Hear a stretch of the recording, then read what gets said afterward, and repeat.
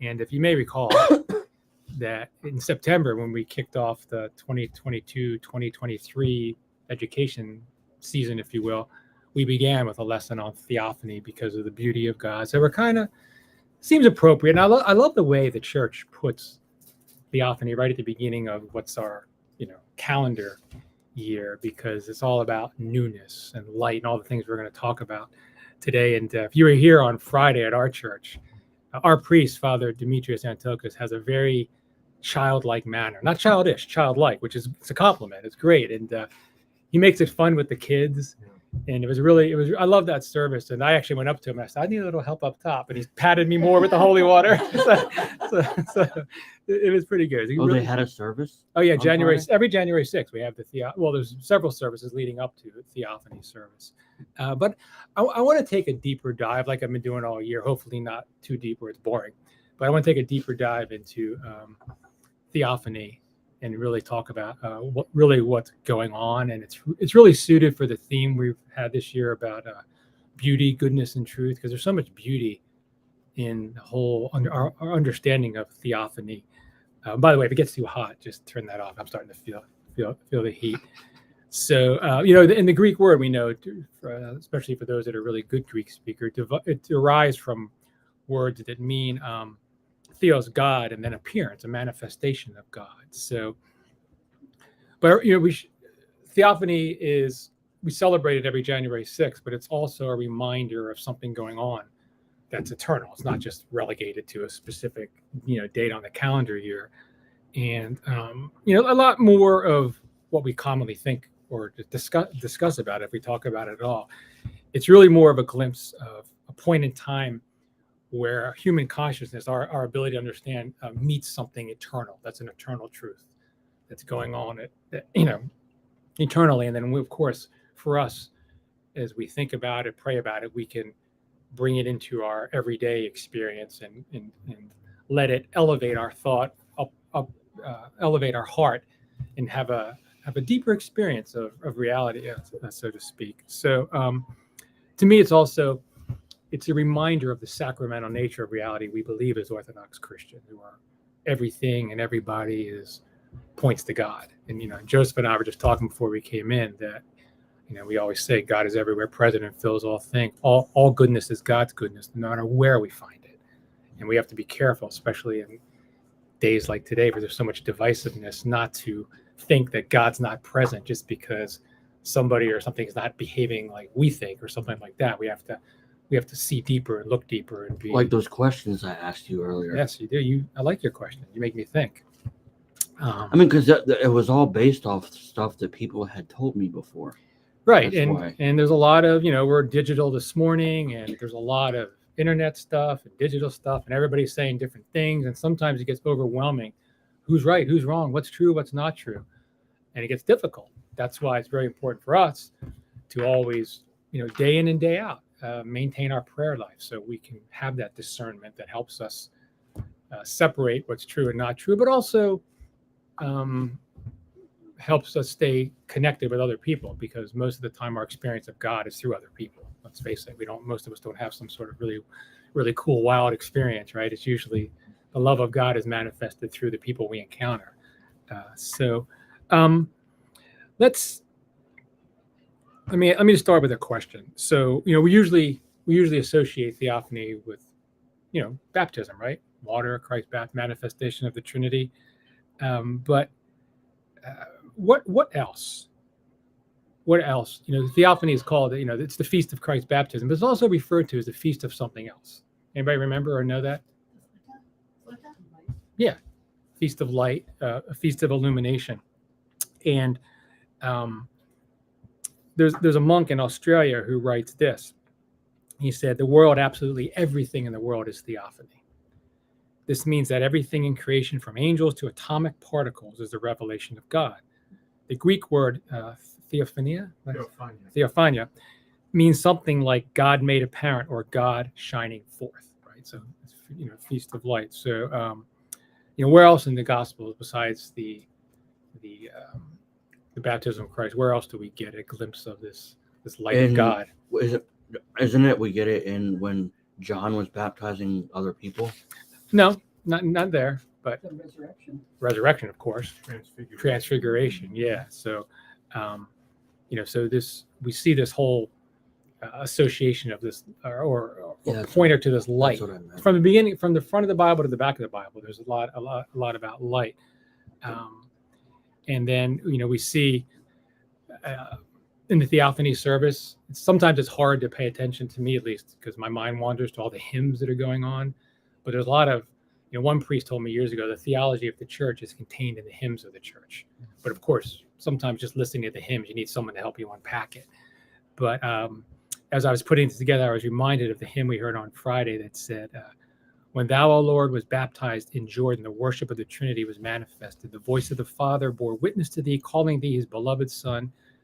And the Spirit in the form of the dove confirmed the immutability of the words, thou hast appeared, O Christ our God, and hast illuminated all the world. So there's that whole, and that's in the service throughout, both in our own personal baptismal service and then in the service of Theophany. There's all kinds of mentions of illumination and light, more so throughout. And also too, notice that when we don't remember, most of us, that we're baptized as infants. What happens after we're dipped in the font 3 times? What do they put us in? New clothes. What kind of clothes? White. A garment. Garment of light, right? That's what one priest refers to it as many, and that's in Galatians 3:27. As many have been baptized into Christ, have put on Christ. Paul talks about being clothed in Christ, so we put on the white garments, of being bathed in the light of Christ. Is that the reading for Epiphany? I don't think so. I forget. Yeah, me too. So, so what's happening there at a deeper level is when we're baptized and we put on the light of Christ, we're being washed clean and restored, if you will, to our original vocation, which is holiness, seeking the holiness of God, to grow into Christ likeness through communion. That was lost in the garden. So everything connects to everything, as you've probably figured out from the way I talk. These aren't my original thoughts. It's just that you see the connectivity of everything, and it makes it, to me at least, it deepens our understanding of it. It makes it sink into the heart more by understanding this connectivity, because we see also in the theophonic hymns, we read or we hear, and you, Adam, rejoice with the first mother, and hide not yourselves as you did of old in paradise, for having seen you naked, he appeared to clothe you with the first robe. Yea, Christ has appeared, desiring to renew the whole creation. So you see this whole connectivity. So, we're baptized in Christ to be raised up with Him, and we see, talk about the light.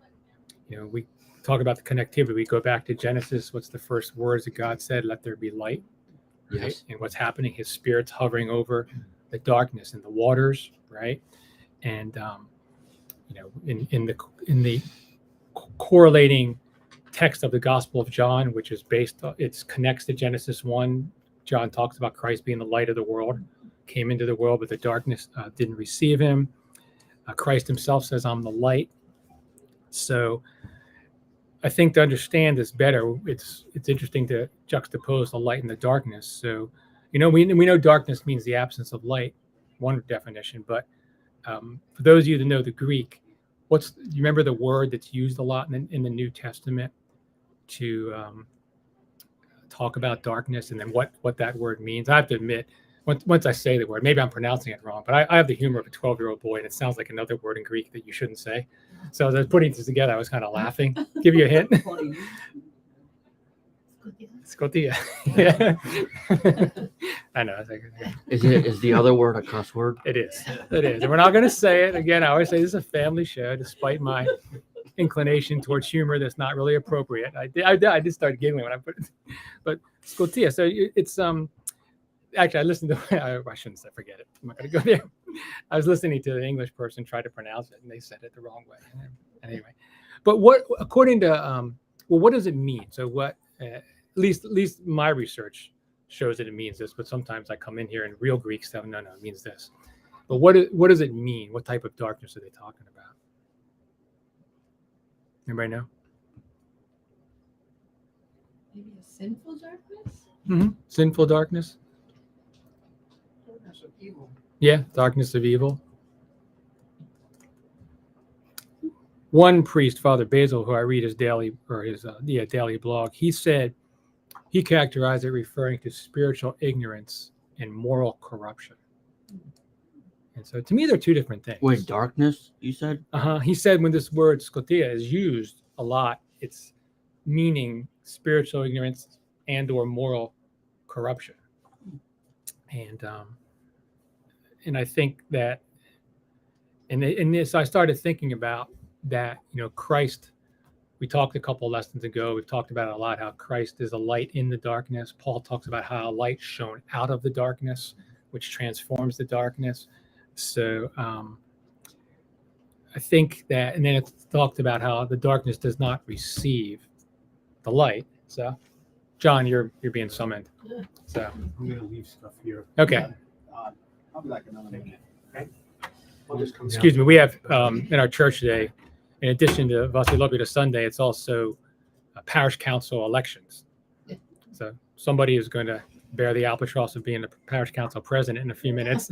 So not talk about darkness. No, I'm just teasing. I did that job for 2 years, so not particularly well either. I have a question. Yes, please. Wait, what's the word? Scotia, right? Did I say it right? In Scotia? Yeah. Okay. in Genesis, you know how it says, like before the creation story, you know how it says, and darkness was on the face of the deep. Yes. Is that the same word, scotia? I'm not sure. I don't know what the Hebrew. I have to go back and look at the Greek, but it connects, right? This all connects. The darkness. And I'm gonna get to that.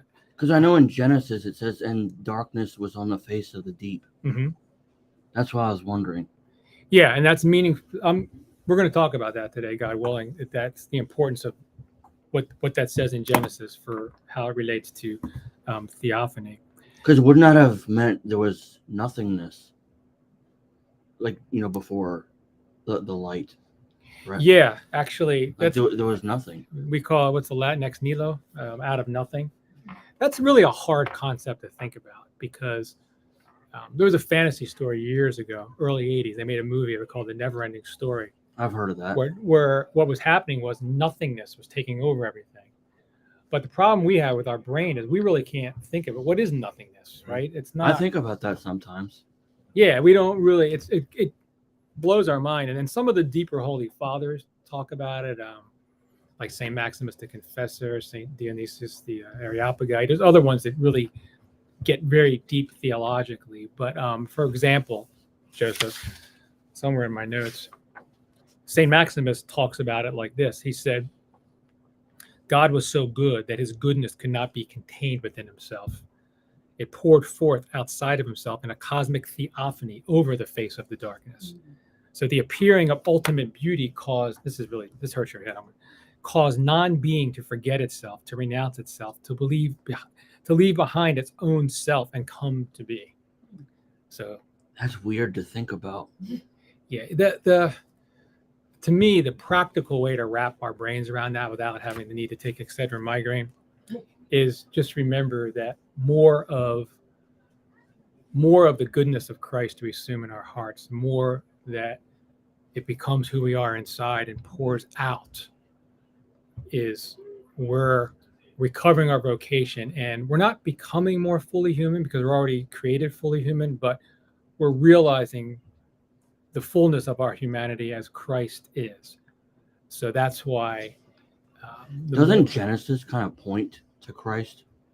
Well, it does more than that. Genesis, when God, we see right away in Genesis the Trinity, God the Holy Trinity, right? Father, Son, and Holy Spirit. The Father speaks the Word, Christ is the Word, and the Spirit is there. So all three are present in the creation. And when God says, "Let there be light," another way we can think about it, that's theologically correct, is "Let there be Christ," right?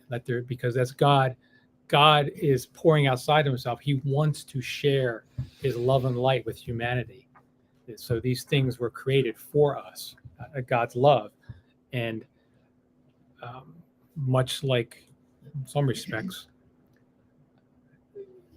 much like unappreciative children, we wanted to do things our way, right? That's the whole lesson in the garden. And so, God sharing himself with us then became more of a recovery mission to do what we couldn't do for ourselves, right? Remember you weren't here. We talked I don't remember, a couple months ago, we talked about when we say, Lord Jesus Christ, Son of God, have mercy on me, a sinner. We think of ourselves as the sinner, and that's true. But Christ became the sinner for us, the sinner without sin on the cross, right? To do what we couldn't do for ourselves. So everything in the life of the church is to unite us to Christ, right? He's like, I don't want to be too crass about it, like life support, right? Life with a capital L. Yeah. So see how it all connects? Does that make sense? Am I articulating in a way that makes sense? Yes. Because this is really the stuff that's, to me, this is the stuff that sometimes I think this depth of Christianity that the depth of the understanding of Christianity we have here in Orthodoxy sometimes doesn't come through as loudly and clearly as it should to really make us want to embrace it more, as opposed to hovering between sometimes that sense of obligation versus desire. I have to go to church today, or I want to go to church today, that kind of thing. At least to me, this kind of stuff that I share is the stuff that really struck me as, resonated with me before I could, to the best of my ability, put it in words that made sense.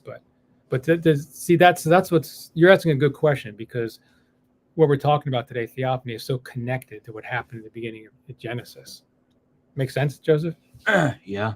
Okay, so that whole, so I mean, some of this stuff it's fun to share and fun to talk about, but it can get beyond what our brains really are capable of. So we just have to kind of accept it as truth, but then see what it really means for us in our everyday life. I was just gonna say, as a child, I remember when my mother and my grandmother would talk about different things. Scotia kind of held also a meaning of hopelessness. Yeah. It was kind of like, Abyss. yeah. An abyss. Yeah, and hopelessness is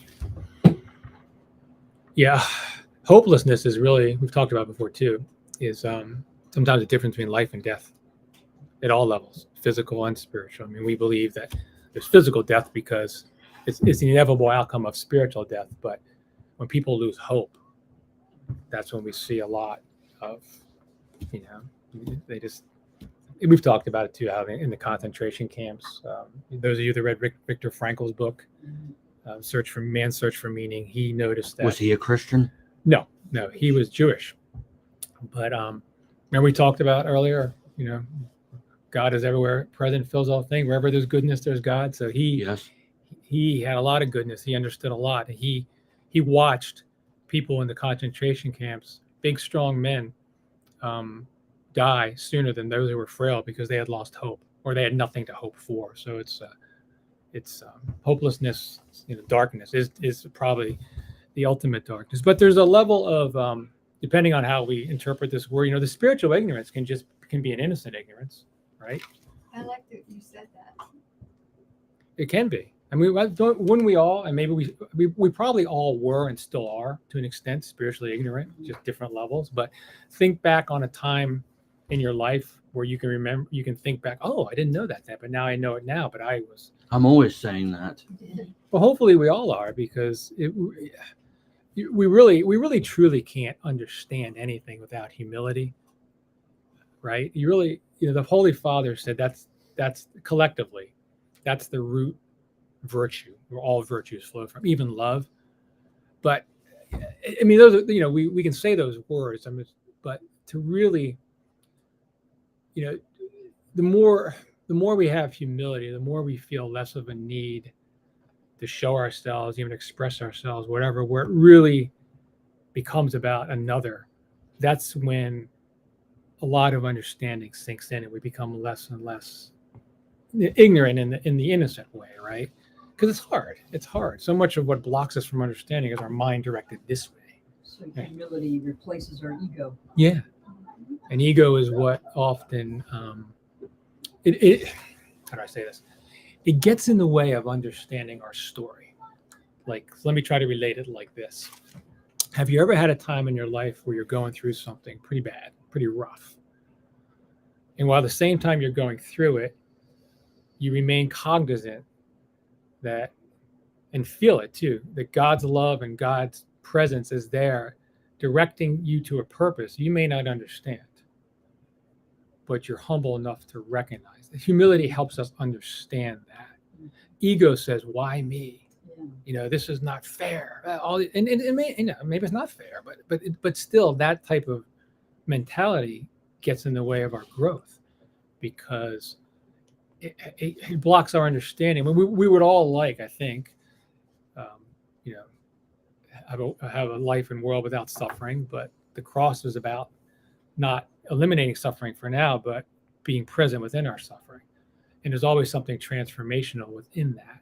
But it's hard sometimes to keep understand our own story if we have the ego. And it's not like not being punished for it, but it's just a natural outcome of what happens when we're so. And humility takes, it's not thinking less of yourself as much as less about yourself, and you can see clear. Does that make sense? Have you ever been through something like that, where you're like you're able to hold on to that, and it's kind of hope too. You're like, okay, God, there's something in here better for me. I don't know what it is. I wish you'd tell me, but I still trust you. Andy, you gonna say something? Yeah, I was going to say an interesting phenomenon on that subject that sort of was eye-opening to me is growing old. You know how we all tend to sort of anticipate what's coming up. If you're going on a long hike, you start working out a little bit, or if it gets after Thanksgiving, Tina disappears and comes up with all these Christmas things every inch of the house. You start preparing, and I've just been astounded as to how, the least religious people of all, as you get to my generation and all your friends are disappearing, people start thinking, and I guess, preparing themselves to think, gee, what's this next existence going to be like? And how can I perceive any of it now? How do I prepare? So it's an interesting phenomenon. I remember as a young kid always thinking it was comical with the old yayas, and that day every yaya at that time was 5 foot tall and black outfit. Yeah. They were all in church. And I thought, well, that's because they think they're going to die. But I think it's a much deeper thing than that. In some ways, we're all just sort of preparing for the next step, trying to figure it out. Absolutely. That's why I kind of I laugh at myself as I'm doing like retirement planning and all that. I'm like, this is really just short-term planning, right? For a certain period of time. Like, I maybe need to think about long-term planning, That's one of the blessings, I do think, and I think our church is really good at it, that you're right. Anytime there's anything in this world that's causing difficulty, at least for me, it makes sense that, just like 50 years ago was that long ago, 1,000 years from today will be this long, and how important will this issue be? Yeah. As we bother. It's kind of paradoxical. That's one of the, Father Thomas Hopko always said, orthodoxy is paradoxy. It's like, it's important, but not important all at the same time, right? It's important because this is what's in front of us, right? The issues of our day, whatever. It's important because it's how we grow. It's how we love other people dealing with these. But in the end, it's not important. Like the people that are so worked up about everything, always thinking doom and gloom, end of the world, this and that. I mean, it's not denying the reality of certain things, but it's also not falling into the trap that this, like one sociologist put it, the imminent frame, like this is all there is. There's something above it, but it doesn't, you can't conversely say, well, this doesn't matter at all. Well, it matters. It's that balance. That's what I love about our faith, that our faith is always, two things at once. Like you heard Father Demetrius say in the liturgy today, already, but not yet.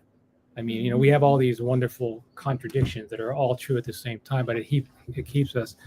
And I think too, to your point, the sooner a younger person realizes what you just said, the better off they'll be, because it's not that like Christ said, oh, you waited too long, you're out, anything like that. It's just that we have more of the peace and joy now once we realize those things sooner.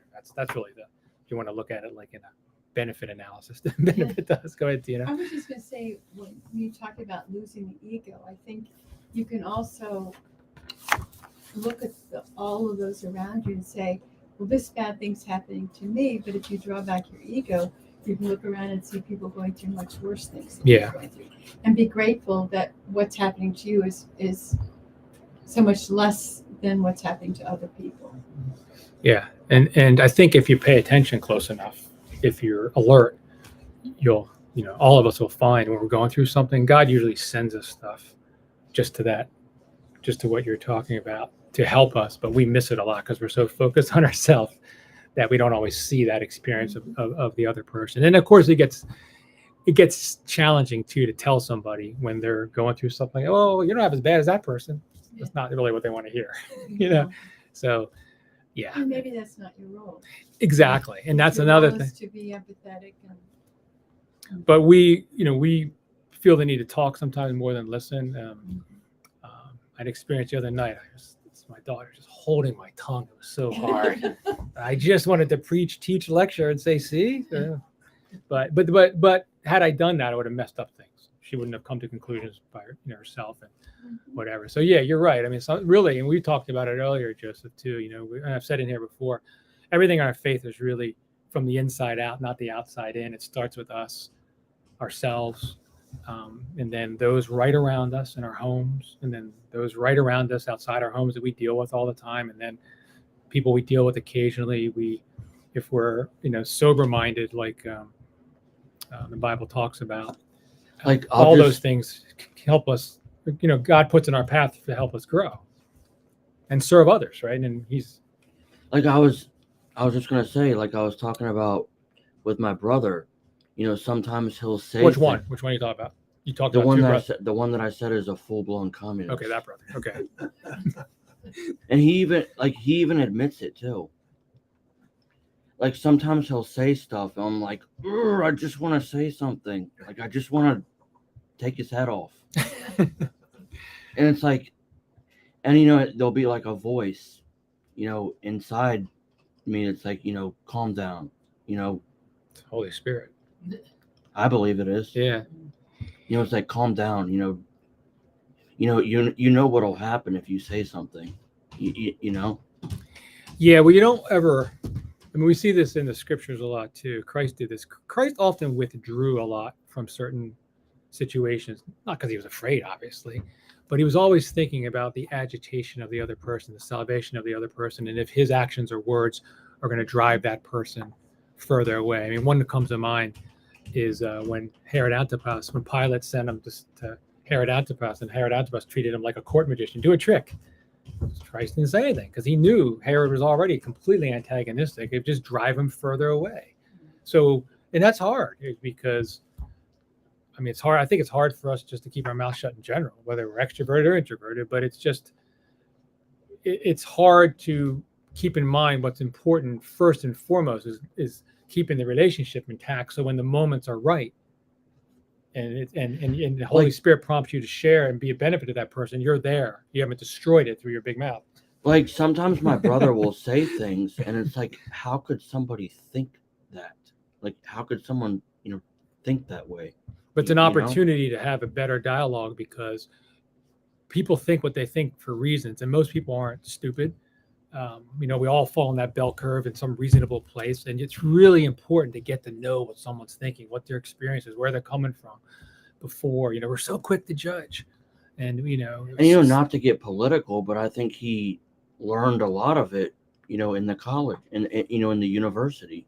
But something made him receptive to embrace that to begin with. You don't embrace, no one takes things into the heart that they're not already ready to take in. That's why when you read a book, it's kind of what I'm about to say is really self-serving. You'll read this book and say, what a great book. That book was really smart. All you're saying is, I already agree with that in the first place. So you're really complimenting yourself in a sense, right? Because you're reinforcing your belief. It's really hard to listen to someone, sincerely listen, who thinks something way different than you, and really listen to hear where they're coming from. But it's your point, another advantage, another interesting phenomenon that you've already identified that begins occurring to people after they get past a certain age is that you raise all of your children the same way. You see your grandchildren being raised all the same way, and yet how different they see the world, each one of them. And you really do realize that people were all dealt a very different hand And so the reason some people are reacting is many of these are well beyond their control. It is, and when we understand, like when Paul talks about the gifts, we're all given gifts. God doesn't give out gifts based on how strong your faith is. Oh, you have a lot of faith, you get all these. No, we're just given certain things out for His good pleasure, because He knows us better than we know ourselves. Before you were in the womb, I knew you. That's what He says in Jeremiah. So, as hard as it may be, sometimes listening to someone, trying to experience things as they do, you get a glimpse into an experience of their giftedness, and it changes you. You understand. And I don't want to sound too Pollyannic, but man, we could use a lot more of that, because everything today is so reactionary. I think that we, so even your brother, who communism may be a total affront to you, but if you can find a way to listen to him, at least see where he's coming from. You might not agree, and I'm not suggesting we have to agree, but we have to, love is an action. It's a way of being. It's not always your thoughts and feelings at all. And so sometimes loving means just maintaining that relationship even while you're gritting your teeth. Because one time I said to him, have you ever actually experienced it? And he's like, no. And I said, then how can you say that? You know? Something he's read, something he's learned, something he's experienced. He's resonating with that message. There's something about But it. it's one thing to believe it. It's another thing to actually, do it. If that makes sense. I'm looking at you right now because I'm thinking of the difference between reading stuff and clinical experience. Because I was talking to Mary the other day. She's had 3 different opinions. I said, the question you need to ask is your opinion based on your clinical experience or the literature? And just try to dope out what course you want to take. Elizabeth is a doctor. So I saw a physiatrist, by the way, totally separate comment. She's a doctor? Medical doctor? Yeah. That's What kind of free doctor? advice. Being very Greek right now. What kind of doctor? I specialize in physical medicine and rehabilitation medicine. Yeah. So brain injuries, spinal cord injuries, strokes, rehabilitation. And At a hospital? Yes. And I just saw a physiatrist recently for a shoulder tears or whatever. So because of you, I was like, hey, wait, I know what a physiatrist is. So go ahead, Athena. I just recently read Bono's new book, Mhm. and I don't know his music. One of my sons and daughters, I love and go to all his concerts, but I learned over the years how he's very religious. Yes. And so I wanted to read this book. And the interesting thing, and he's very active in charitable organizations and forming his own, but he said one of the hardest lessons he had to learn was to listen. Yeah. And to keep his mouth shut. And it started when he was trying to develop the funds to fight AIDS in Africa, right. and that he had to talk to people who are totally politically different than he was. And he said, I learned that they're not evil and they're not the other, that they are good people who just disagree with me. And then he said, even dealing with a lot of trying to help people in Africa, he said he had to close his mouth and listen to how they would want to improve their lives. So I think this really struck me that I don't listen enough. Made me think of a lot of things. That's a great point. Actually, I actually quoted Bono right at the beginning of my book, Sacramento Living. Yeah, because he had a great quote about why he believed in Christ. He kind of echoed what C.S. Lewis said. He said, you can't say if you read it, you either have to say he's God or a madman. There's no in between, right? Because of you reminded me of something too. Another musician, Elton John. Really? Elton John. He's very religious? No, he's not religious, but he said, not that I'm aware of, but he said that he made the same point because he met George Bush, and George Bush did a lot for AIDS, and a lot of common ground in that. And he said, George and Laura Bush were lovely to me that night, and all the things I said, I got to learn to shut my big mouth. He was very humble. It was a very nice moment, But it's the kind of that thing, where people, if we stop vilifying other people and not to cheaply tie it back, but this is really what we're talking about today: theophany, the light of Christ. We have to understand that the light of Christ is on everybody. What they choose to do with it is different. We can't but it's there. It's we see early on, getting back to Genesis, we see early on in Genesis, in the flood, God's disappointment in human beings and withdrawing His Spirit from them. Well, the descent. Remember, Noah sent out the dove. This sign, symbol of the Holy Spirit. The dove descending on Christ is telling us that God is giving back the Holy Spirit to everybody, which is poured out on all flesh. So the light of Christ is present for everyone. Now, some choose darkness. We talked about. Say the word again, because I'll giggle if I say it wrong. Scotia. Some people will choose that darkness, some out of spiritual ignorance, some out of a progressive corruption. And this is why we've talked about here too, sometimes about power, any type of power. Sometimes it can start in the power we have over the people in our home, but as we progressively get more power over things, it can be a corrupting influence on us, right? Because it's, we cut corners, we do things, and that's where this progressive moral corruption can get to a point where somebody becomes almost irredeemable by their own choice. And this is what Christ talked about, those that rise to the resurrection of condemnation. They perceive light, they react to light as negative, Christ's light. They see it as darkness, something not welcome. We can aid in that if we don't treat people right because we don't see the light of Christ in them, or at least act that way. We may find them loathsome. We may find a lot of things they say or do, things we don't like, but we have to protect ourselves from slipping into that sort of hatred or disregard for them as persons. It's hard. Yeah. It's not easy. I mean, I'm not. I say this. I don't really think I'm an expert at this. I'm like Robin Williams in Good Will Hunting. I teach this junk because I don't know how to do it. That kind of thing. Remember he said that? No, seriously though. But I mean, I say say this as a reminder to myself because I go through this every day like you guys do. It's just something that. But I think to your point, Andy, and I think you're right. I've noticed myself. I mean, I'm, whatever years I'm at, 57. I've noticed a definite. I don't want to call it softening. I don't know what the right word is, but just a less reactionary. Just understand that people come from different places, and this is where I think the we have to learn to in all this youth movement in this country, we can't disregard the wisdom that just comes from Asian experience. No matter what your educational level is, it doesn't matter. Wisdom is not based on intellect or IQ or degrees. It's based on life experience, right? And so Good way of putting it. it really is. And I think it's sad. I think we've done a number on our young people because you look at the TV shows, the father's always a dunce. He's always absent. I mean, there's all this stuff that just is like, old people, they don't know anything, that kind of thing. No. I learned another advantage of waking up in the middle of the night, not being able to go back to sleep, and you learn so many interesting things on YouTube. this fellow Jordan Peterson. Yeah.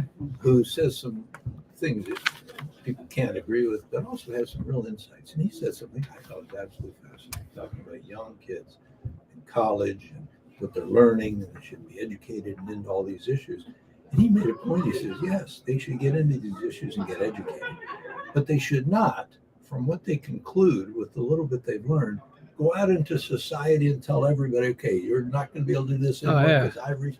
He said, they just got to learn more rather than get out and try to start changing society in ways that are very detrimental to many other people. And what do we do to our kids? We start them early, already the future. We don't let them be to some extent, right? I mean, I'm still trying to figure this out, and I probably won't. But I'm trying to figure out why this generation seems to have so much more anxiety and depression. Other than maybe one factor being the whole unspoken hopelessness that comes with living in an imminent frame where there's no thought of anything that transcends it, but all the pressure to be something next rather than to be just what you are. It's all mixed in there, and then we pressure them to go out and make their mark, be something. They're not ready. And it's just cycle. So I know I'm not a sociologist, so just that's all. Take that all with a grain of salt. What I just said, because I don't know. I'm just expressing an opinion there, which is a dangerous thing. But I think those are the thoughts that go through my head. And he's like vilified by all sides or loved by So he's a poor guy. He had to go. Yeah, he had to go. He had to go into rehab himself. Oh, he did. Yeah, he was on a drug called Klonopin for anxiety. Because think about it, he's in the battle every day. every day he's out there saying something, and because he sincerely believes, so it's tough. But yeah, so this whole light darkness thing, we just have to cultivate the light in ourselves and not see dark where it is one way to look at it. Really. Do you have a hand up, Andrea? Or you just No. yeah, okay. Yeah, I thought out of that. By the way, I've got to be an advertisement. She's changed my life. I had hearing aids. They work, didn't work. Aw. I now go to cocktail parties. I can actually hear what these people are saying. Oh, thank you. And not like right now, I can hear what everybody's saying. Now I can also hear the person in the next room. But I can kind of cut that out. What's in front And of me. see. She's so happy to hear It's that. unbelievable. Yeah. Changing my life. Yeah. Thank you. Good. And of course, you Happy say to hear something that. true to my nature. I'm ready to go off on another tangent because of that. I was thinking too. I might have it in the notes somewhere here. We let me make sure I connect the dots. I don't seem like I'm totally out in left field. You talk about the young people, and we a lot of emphasis on study this, study that, learn this, learn that, and we use that model a lot in our catechesis, our education. But and I'm not saying anything's wrong with study, but talk about hearing. The reason we say faith comes through hearing. Remember, Christ said, "He who has ears to hear, let him hear." The Bible itself was always meant to be expressed liturgically. That's why we have the hymns of the church. That's why everything is based. So, we've shifted in the last, since the printing press, whatever. We do a lot of Bible study. Nothing's wrong with that. But ultimately, study in itself, just by itself, is not going to do much for us in outside of the full participation in the sacramental life of the church, where the scriptures are they're embedded in all the services of the church. They're embedded in the architecture of the church. So when we come to liturgy and when we come to the services, we hear, it's working on us in a way that makes our study yield fruit. But study in and of itself is a very difficult way to unlock our hearts for God. So it made me think of that with hearing. So anybody else want to say anything, make me go off on a tangent? No, I think that's very appropriate. I don't think it's a tangent. Well, it all connects. And that's why, I guess, what do we have? A few minutes left. So we're not going to cover everything today. So, we've talked about a lot of things that I think stretch us a little bit. To that end, St. Porphyrius, he was a monk who lived on Mount Athos, reposed, I think, mid-90s. But he famously said, and I may have brought this up in here, he said, whoever wants to become a Christian must first become a poet. So I must be a Christian because I wrote a poetry book. Yeah, but That's interesting. Why did he say that? all right, my Greeks in here. Anybody know the word for Greek word for create? No, the one for design, but not create. Poesis? Might be the ancient Greek word for it. But it's Yeah. Okay. So a lot of biblical scholars think Genesis was meant to be a poem, and the word it's spelled Poiesis. That ring a bell to anybody? That's what you're talking about. Yeah. It's I think the word to bring in, to talk about something from nothing, to bring into being something. But Michael, are you saying that's the verb that was used in what is that? Gen- in Genesis? Yeah, For yeah. God created the earth. Poesis. Yeah, that's why. Think of the creed. We sometimes say we make a distinction when we're translating, probably more accurately, between creating and making. God only creates, or maybe it's the reverse. What we can make, but it's all derivative of God's creation. We can't make something out of nothing. We can just be co-creators and sub-creators with Him in what we do, right? So, and the connection here, there's two connections here. That Saint Methodius said that the creation of the visible universe also suggests God as an artist. And where I'm going with this, and we can probably pick up on this more next time, is that I think, talk about study and hearing and all these things, I think what's preserved in the Orthodox Church wonderfully and beautifully is the sacramental nature of reality and learning to see things deeper, everything visible and invisible, learning to see what is not. as being what also is, right? Where a lot of Christians' teachings is very reductionist in the West, right? It's study, it's this, it's not that it's bad. I don't want anybody to be insulted. It's not an Orthodox Christian, and I'm not trying to create that division. What I'm saying is something is lost on us if we can't have the heart and mind of a poet to then embrace the things we've talked about today as reality and not just a nice way to kill some time after liturgy to talk about deep things or whatever.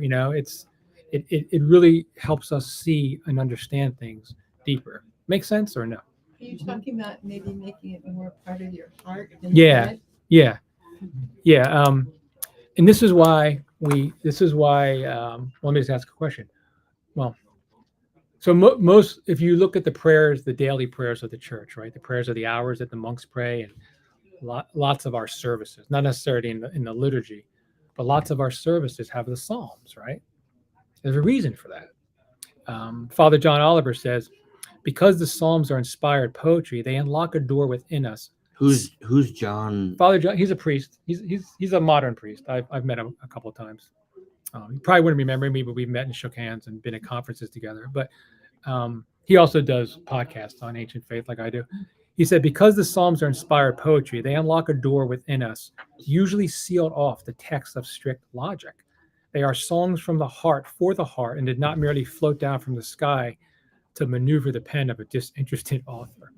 So what I'm getting at is the church understands God as the poet and artist, so to speak, and incorporates in our services these ways of doing things to unlock our hearts, so that, and it all ties back to, again, just maybe another, I hate to get back to a clinical way to say it, maybe another data point to serve as a reminder to us how we need to look at things and how we need to look at other people. And also too, talk about young people, these, the stuff out there that's available for them to look at that passes off as art and literature. I mean, for us too, right? Mindless entertainment.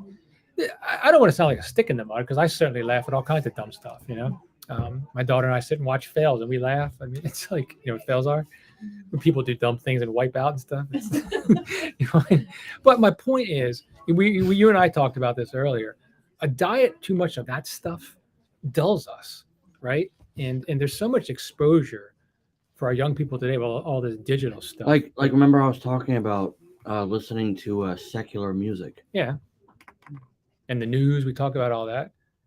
I mean, nothing's inherently wrong with it, but it's just like those sweets. 1 sweet's good. 2 sweets not as good. 3 bad. 4 evil. 5 you're beyond redemption. I mean, it's kind of like, there's a certain amount of stuff we feed ourselves that can kind of condition us to not be so receptive to the light, and that's what I think. I think as we get older, we provided we're progressing, not regressing, we see that more clearly, and that's a hard thing to tell somebody. I wouldn't have accepted it when I was 20 years old. What's wrong with my music? I'll listen to what I want. You're making a big deal out of nothing. Blah blah blah. But I think that when we think about, this is where I'll end. When we think about God as a poet, God as an artist, and how at one point all art, like Renaissance, I forget when there was a long time no one even signed their name to anything. It was all because it was all about glorifying the Creator, right? And only in I don't know, a couple hundred years when art started moving. So how did they figure out who wrote stuff? Like, didn't matter. Just like we don't care as Orthodox Christians, someone will say, well, that wasn't written by this one. Who cares? Doesn't matter. Doesn't matter if Paul really wrote that or not. The churches were using it liturgically. The churches were using these things. This is what we point to.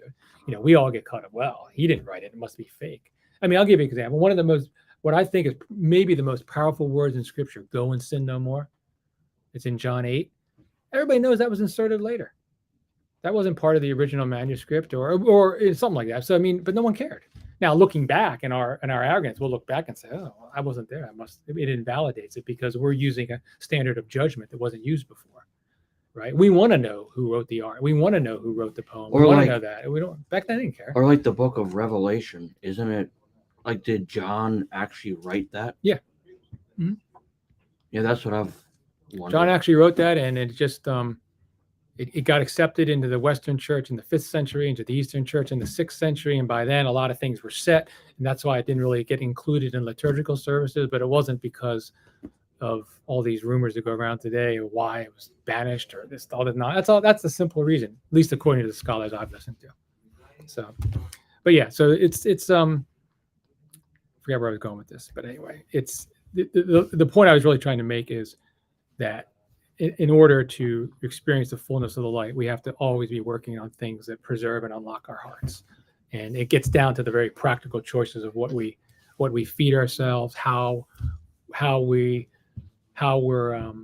in touch with ourselves in certain situations, so that we don't say or do things that lead someone further down a path maybe they shouldn't go. It's just our interactions with each other. And so to me, that's why when I sat down and prayed about where I wanted to go with the first lesson of this new year, I wanted to reflect on theophany and so much that we can derive and talk about from it, because it's so deep in its nature. So having said that, let me just end here and see if there's any questions or comments from anybody. Sure. One simple comment. You keep reminding us that this life really is a constant struggle. A joyous struggle, A though. joyous but constant Yeah. struggle. Yep. Yep. Constant struggle. And there's we talked about before, without friction, there's no growth, right? So it is. And I think I'll end with this. I love your point about getting older too, because to me, at least, the perception of the struggle was something to be avoided. My younger years. Now I still don't like it, but I'll embrace it differently because I know just a little bit more, and I know there can be growth in the struggle. So it's a good thing. The difference between knowledge and wisdom, Yes. right? We acquire knowledge in our youth, but we don't acquire wisdom until the years have passed. And then hopefully we bequeath it to the. The goal. I joke, but that's the one.